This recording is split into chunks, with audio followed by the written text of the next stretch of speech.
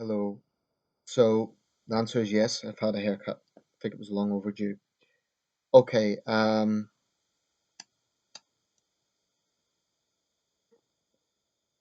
excuse me.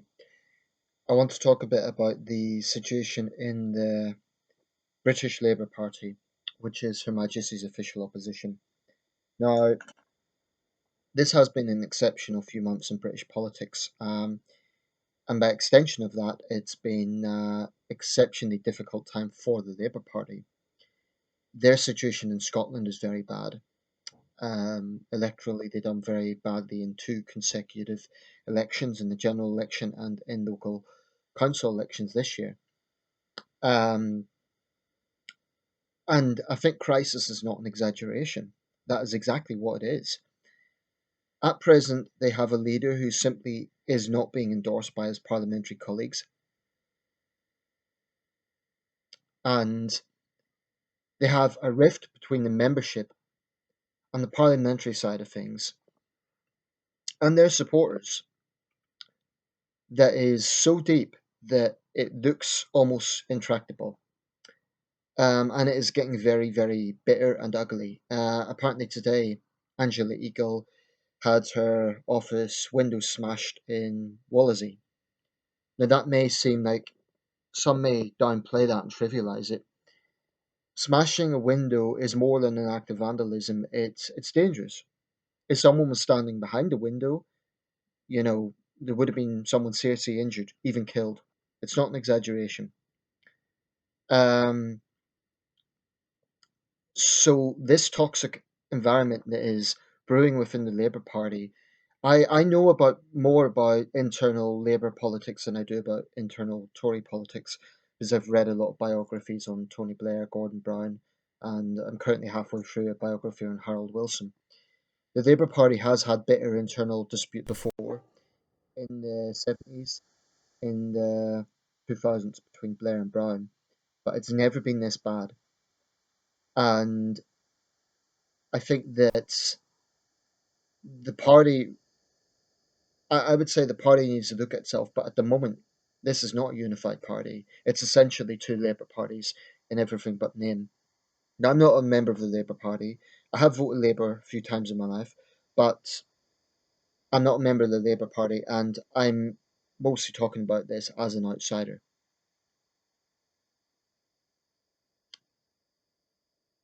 I'm seeing a lot of comments from Jeremy Corbyn's supporters, and the general consensus is that these MPs who voted against him in the motion of no confidence.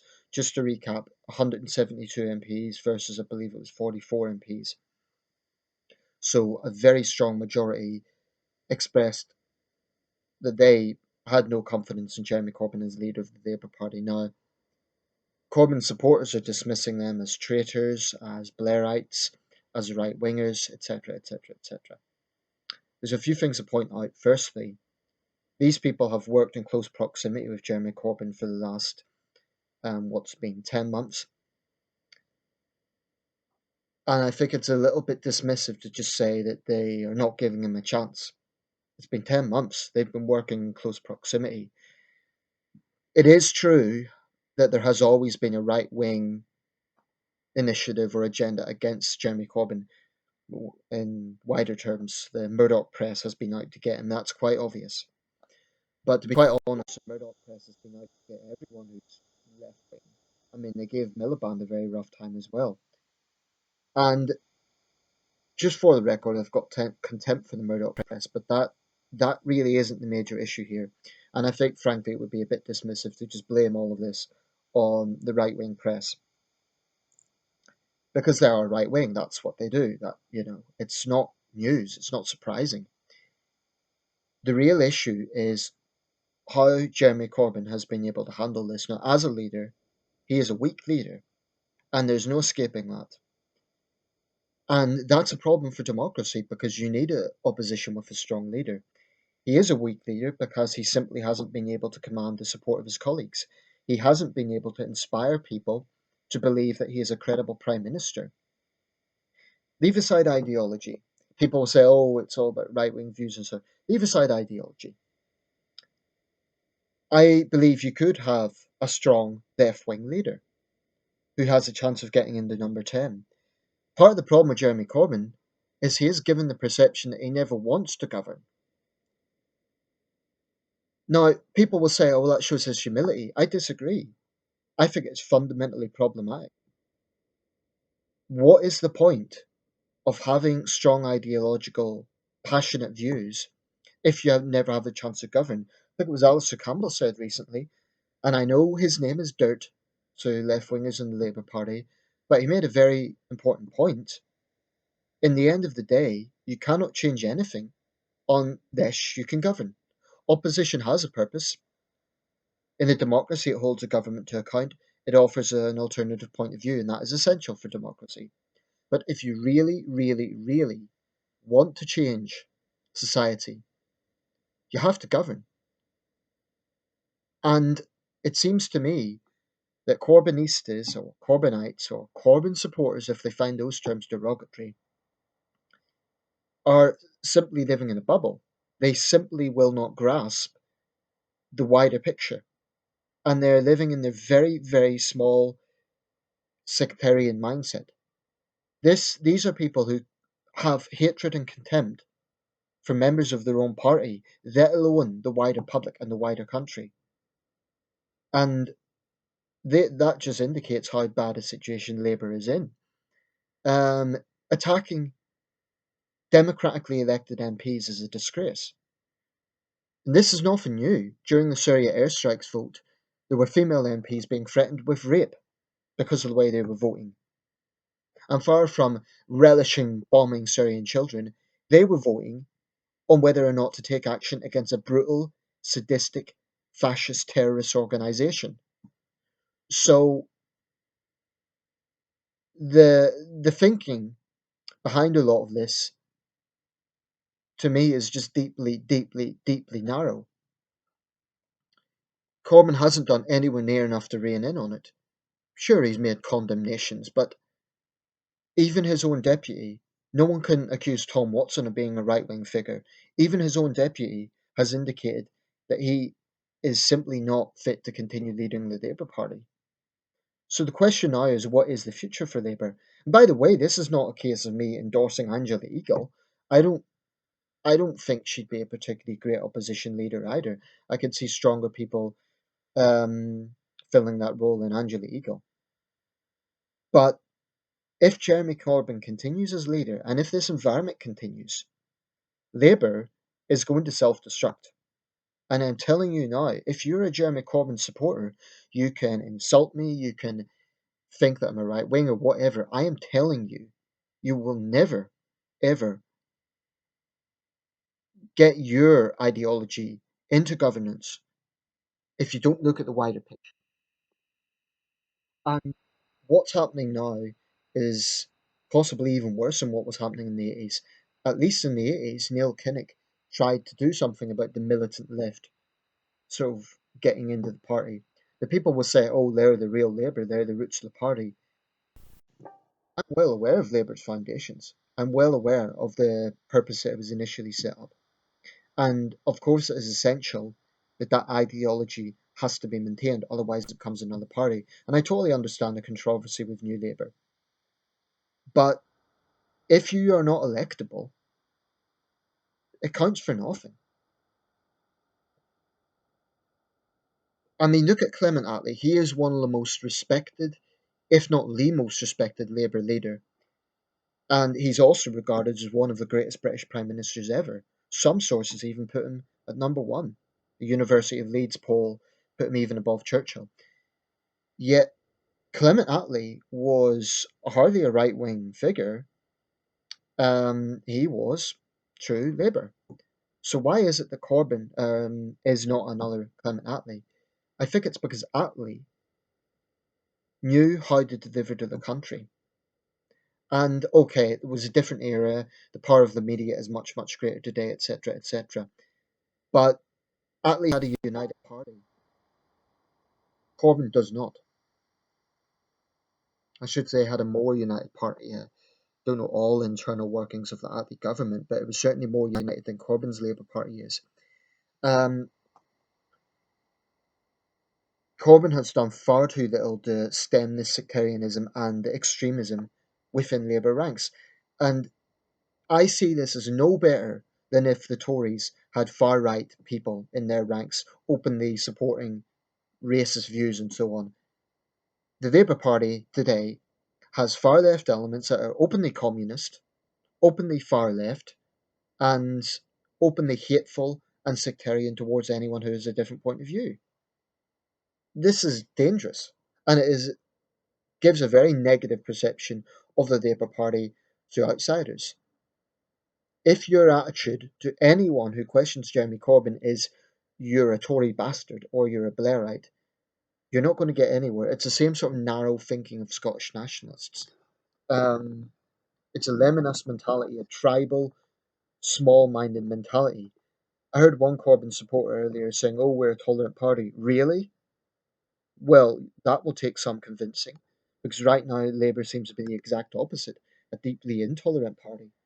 Um, I get it. Jeremy Corbyn is the democratically elected leader of the Labour Party, so there is a strong case to be made that these MPs should respect that fact. And I am sympathetic to that argument. But by the same token, when you have a situation where so many MPs are uneasy about the leader, you can't simply call it a coup. It's a lot more than that. You know, like I say, Tory leaders have had leadership issues before. John Major had people standing against him, so on.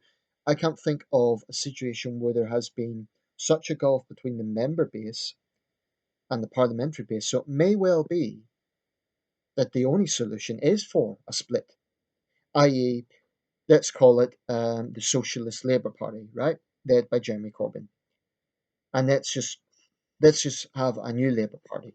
Call it New Labour or call it. I mean, it has to be said, Angela Eagle was very careful to say that she wasn't a Blairite or a Brownite or a Corbynista. Um, who will lead the new Labour Party? I don't know. Now, which one would get to be the official opposition? Well, that will depend on whether Mrs May calls a general election or not. But I think it has now got to a point where the infighting in Labour has got to a point where there's no going back. And I don't want to say that. I want a strong opposition. And I actually have enormous respect for the Labour Party and a lot of its principles. You know, I'm a centrist, I am not a right winger. And there are many, many areas I personally respect Jeremy Corbyn, believe it or not.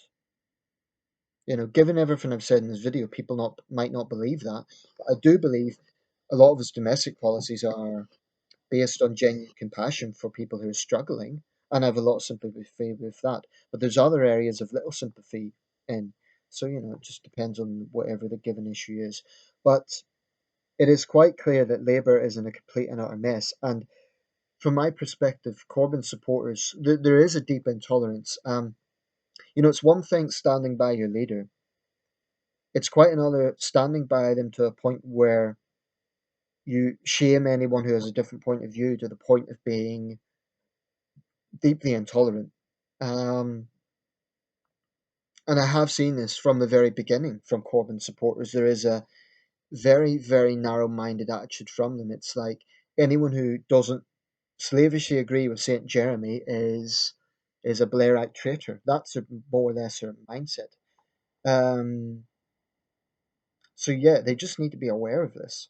And I'm aware I'm only one person, but I know there's many, many, many other people out there who are looking at the Labour Party right now, and you know they get annoyed when this term unelectable is used, but they're the ones making him unelectable with their behaviour and their attitudes. If they were reaching out, offering an olive branch, and saying to these MPs, "Look, you need to respect us, but we will listen to you. We'll listen to your concerns." Then maybe they could begin to build bridges. But instead, what are they doing? They're sending abusive texts. They're vandalising offices. They're slandering people as closet Tories, etc., etc. So the idea that Labour is a tolerant party, it's not anything but. And you know, the hard left, as far as I'm concerned, are a complete joke, and they cannot even see that they're coming across as extremists. It isn't necessarily about their views on particular policy areas about nationalisation or anything like that. It is the way that they're going about it That's what they need to understand. You know, you can have all those views and at the same time condemn, for example, Angela Eagle's office being attacked. But I'm telling you, right now there will be Corbyn supporters all over the country saying she got what she deserved. And that is the sort of thinking that needs to be challenged. It's a disgrace. I am not, by the way, saying that those MPs who are, voted against Jeremy Corbyn are themselves above criticism. Of course not. You know, there is an argument to be made that they're being disloyal to their leader. But are they all wrong? Really? I think the only way for Labour to survive in some form is for it to split as a party. So have Socialist Labour under Jeremy Corbyn, and then okay, call it the Labour Party. Then, if I were, frankly, if I was an elected Labour MP and I was really concerned about this situation, I would be looking at discussing the possibility of having an amicable divorce and splitting the party. I think it's the only way because the infighting is. I mean, you could just imagine a Prime Minister Corbyn sitting around a cabinet and he's surrounded by people who don't believe he could be a good leader. It would be difficult for him and be difficult for them. Couldn't work. It just, this is not a practical situation, and hardcore Corbyn supporters just need to get out of their bubble and see what is going on. I'm not saying change your views, I'm not saying change your conviction, but you need to understand the bigger picture. Even if you think I'm full of shit, we're talking here in practical terms. Leave aside the rights and wrongs of the arguments. I'm talking now practicality. And they don't seem to even care. They seem to relish just being. It's almost like they want to be in opposition rather than in government. That's how it's coming across.